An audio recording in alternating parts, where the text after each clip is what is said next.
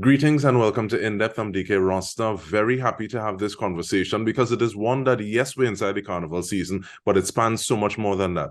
We're going to have a conversation with Orlando Octave Jr. Stay with us.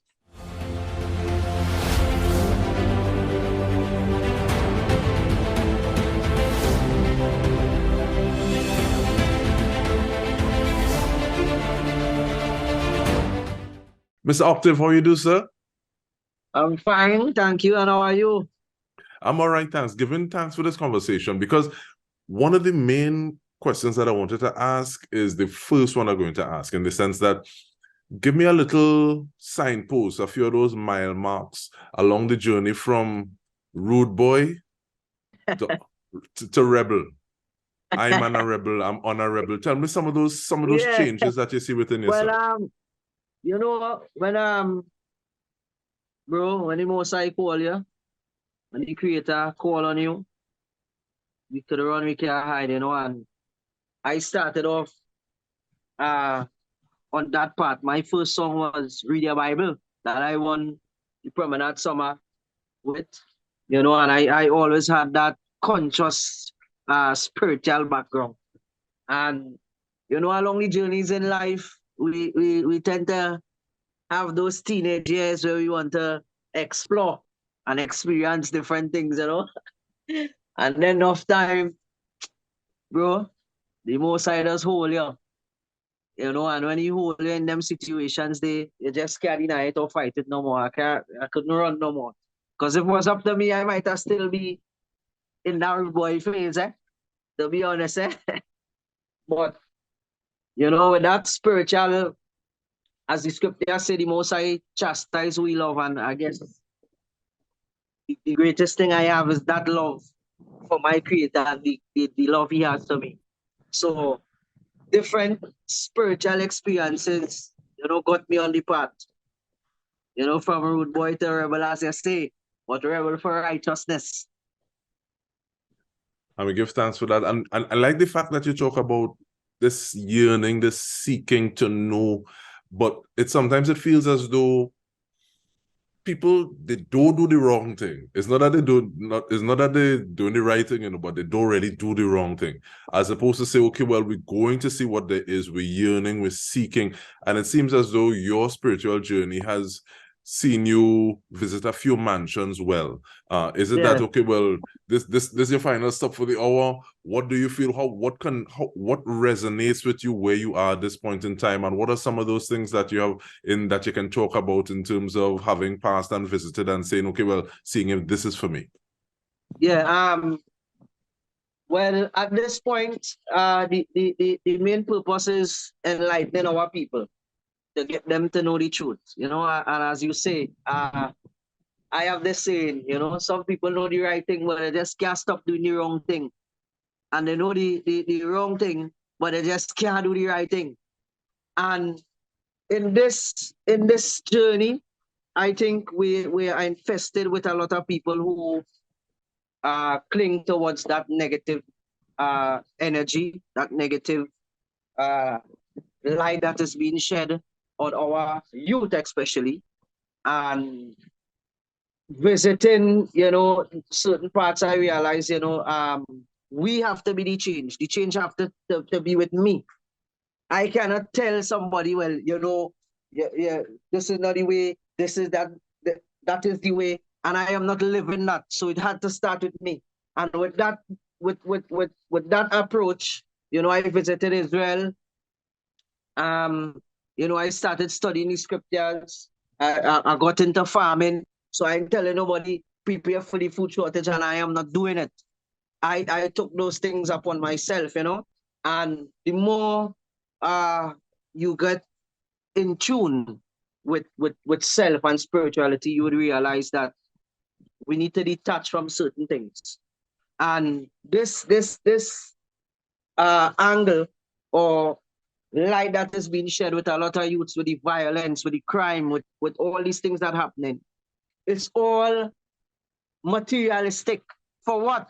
If we find out what is the core reason for what is taking place in our lovely Twin Island, vanity, and how can we shape that? This is not This is not life. It is not the essence of life. We need to learn to be contented. We need to learn to make the best of what we have and not depend and not go with the trending things. And this is how we find self, and this is true spirituality when you could not be blindsided with the operations that are happening in the world, that the latest shoes come out, you don't have to buy it, you don't have to be in it, you know, you don't have to have the biggest chain, you know. And then our sisters need to get bodies done and all these things. When we come to people being comfortable in their own skin, this is a major part. So this was was one of the first steps of me being comfortable in my own skin and accepting my duty and my role. You know? And you say that, and there are a few things that come up. Well, one being you have individuals saying that behavior is caught, is not taught. So it's not as though you could say to do something and I do it when I see you doing something a little different. And also learning to listen and be a little, listen to yourself, what it is you're saying, what resonates with you. We were having a conversation with Isaac Blackman, who is along that same part right about now, eating what you grow, growing what you eat, and making sure that you're helping to put out into the world. But one of the things that you put out into the world definitely is music. And in terms of Rebel for Righteousness, I know many people say the music doesn't influence. There's a conversation one way or the other, but at the same time, birds of a feather flock together certain ways. If you can surround yourself with a certain type of energy, I think that will have an effect one way or the other, maybe to different levels. But even the way that you talk about vanity and being comfortable in your skin, how important is it for you to put a message in the music that people can dance? But at the same time, hey, let me think about it. Sometimes it's even have a joke. Because I'm literally thinking about beauty. What if they say she, what if they say she ugly? This kind of way. So once again, listening to that noise from outside. But how important is it for you to have that mix in what it is you're putting out? Well, it's very important, and it's hurtful now that my counterparts don't see that way. I don't know if they don't see that way or they're afraid to bring forth messages in the music apart from just the wine and jam and the jump and these things, because it is needed. It is needed. The masses don't want this, you know, they need this. And until these brothers and sisters who has that limelight, who has that voice, we need to let people know that it's okay. It's okay to be yourself. We need to let the message resonate in the music. Shadow did it. Rashoti I did it. Black Stalin did it. The origin of soca was our music with message. How we reach this party? How we reach this party where every single artist going down the same route. So nobody addressing the social issues, nobody singing about what is really happening in this very moment. And music is the most influential thing on the planet, whether they want to accept it or not. It is the most influential thing on the planet. Every movie has a soundtrack. You're selling a car, it have a soundtrack. Every commercial have a soundtrack. So songs, music resonate in the subconscious, whether sometimes you don't even like a song, you lie down and it, how the song stick in my head. So we have two universal language, and the two universal language we have is math and music, whether people want to accept it or not. China people don't even speak English and they sing about Mali word for word. So we need to understand the responsibility. The scriptures say the players of instruments and the singers shall go before. So if the players of instruments and singers not bringing forth the right message, masses lost. And this is a problem we having, because when we turn on the radio, all we hearing is violence, overly sexual music, and nothing with content for positivity. And it is being forced upon us at this point. So it's like those who trying to bring that music with the message, they are being stifled. That is something I want to come back to, a point I want to come back to when we return from this short break. We are speaking with Orlando Octave. Stay with us. We return with more.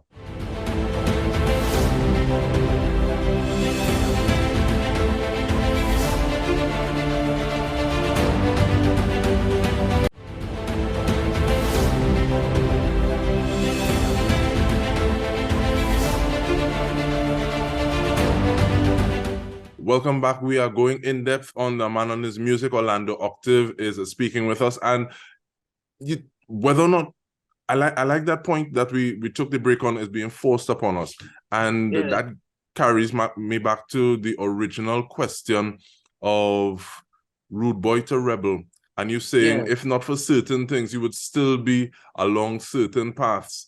Do you think is something that is we need more souls on the way to Damascus, or people have that fall and that understanding as yet, or just saying, okay, well, this is what the industry or this is what the business is. The only way that I can have my music heard is if I output this type of music. What do you think is needed for the singers and players of instruments to have a slightly different twist on what it is they're doing?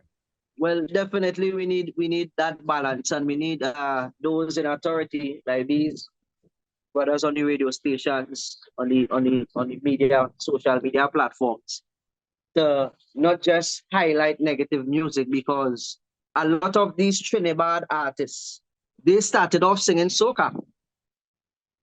A lot of people won't know that, but it's because of the pull and tug, that soca mafia, that door is so hard to get in.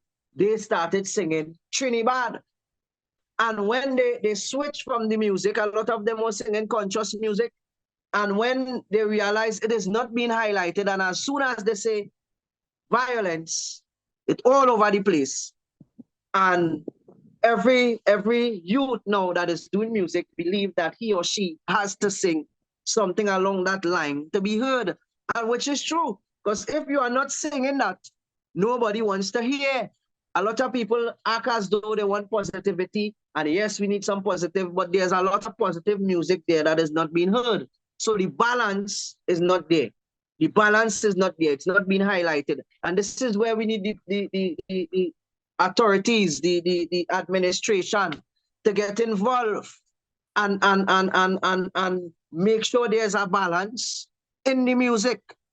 Because if the music that is being produced is seen as a product of the environment, then we need to have other youths in different environments or in the same environments that see a different angle, because there's more than two ways out of the ghetto, you know. And that concept they give us about there's two ways. Yeah, there's farming, mechanics, you know, and we need to understand that approach that we have been given, that is being forced upon us with this violent content, we see the result of it. Look how many artists die. I've never seen so many artists die. And this is something that I do see people looking at like it doesn't affect the masses. We are losing lives every day, youths, and nobody says nothing. How could this be? This is inhumane. That teenagers, just last night, teenagers died. And what is being put in place to prevent these things from happening? Are we doing programs? Are we doing workshops to help these youths and direct their talents in the right way? But nothing is being done. So the players of instruments and musicians need to find back God. And this is the problem, because man can't help us, you know. At this point, you know, we realize no man can help us, you know. And I guess that's why you have a song. And I guess that's why you have a song with Logic, why you're not going to put your trust in mankind. No, you can't put your trust in mankind, because they fail us. I dealt with politicians and they spoke very nicely and I offered up my services. And when they reached in that position, they forgot me. We deal with pastors. We deal with all these prominent people in society, and it's the same thing. So we need an approach where men need to fear the Creator and find back spirituality. And until a man find that spirituality and find God, he will not deal just. And this is the problem. As Rashoti rightfully said, they pushed the Creator out. They didn't want his name in their mouth, so they take him out of the school curriculum. No knowledge of God for the children. And this is the problem we have in. Long time our grandparents, you don't want to go to church, you have to ready on Sunday morning to go to church. And they instill certain values and principles in us. And even though we were mad and we got licks for it at that time, it shaped us to be better individuals today. And now the things that this, as the Bible rightfully say, what was once called good shall be called evil, and evil shall be called good, and we are living that today. But you continue to, and I like the fact that you talk about balance, because yes, you'd even have some songs that are a little closer to, according to Sizzler, songs of intimacy. But you also continue to sing about beauty, continue to shine a light on positivity. And even like looking and saying, okay, well, we could take some of these music videos that you put out and just use it to advertise Trinidad and Tobago. Where do you get the energy to do that? And I say that because there have been individuals who say, this ain't making no sense. No? Let me just do what I'm doing, and let me just do what I'm doing for me. And that is very so much true, that what you said, bro, because look at a song like Trinidad, I Love You So.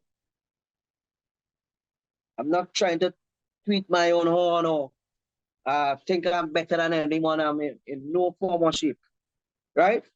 But a song like Trinidad, I Love You So, if you look at that video, we put that effort. We showed every side of Trinidad and Tobago. And our government has not taken this up to present it to the world.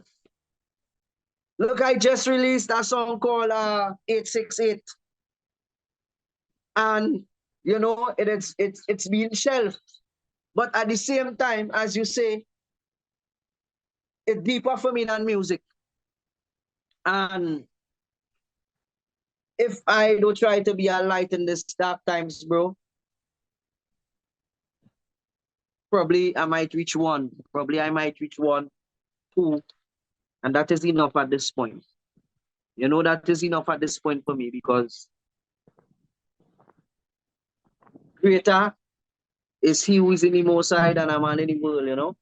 And if I could bring that message and just inspire one person from going a different route to taking that angle of righteousness or good, not even religiously. And that to me is my ultimate goal at this point. That to me is accomplishment. That to me is completion. You know, and if I cannot do that, if my music cannot inspire somebody to be better, then it don't make sense I make music. This is how I see that at this point. Because we sing all these songs and we put all this energy behind it to make all this money. And how is it to benefit us alone? Are we going to be better towards our community, our country, the world by extension, because the world at your fingertips now? So what we put out there, how it's helping society? Is it, or are you just comfortable making money and you don't care about the rest? And that is not my approach at this point. My approach it is bigger than music, as you rightfully said. It's bigger than money. So from the rude boy to the rebel now, the rude boy was self, and the rebel is selfless. And I think that point is the point for us to just finish the conversation, because, it's always nice to be able to say, hey, we can keep on talking and this and that, as opposed to we start off it rain by you, boy. But we want to really thank you for your approach at this point in time, the work that you're doing. Hopefully you don't feel like more than a statistic. And I say that because at a point in time, Ralph McDonald offered just the two of us to the government of Trinidad and Tobago at the day to say, well, you can use this to advertise the Twin Island Republic. And they say, oh, now we good, thanks. So I guess this is another example. But once again, we thank you. And on behalf of the entire TTT News team, this has been In Depth with me, Dike Rostant. We've been speaking with Orlando Octave. Thank you so much for joining us.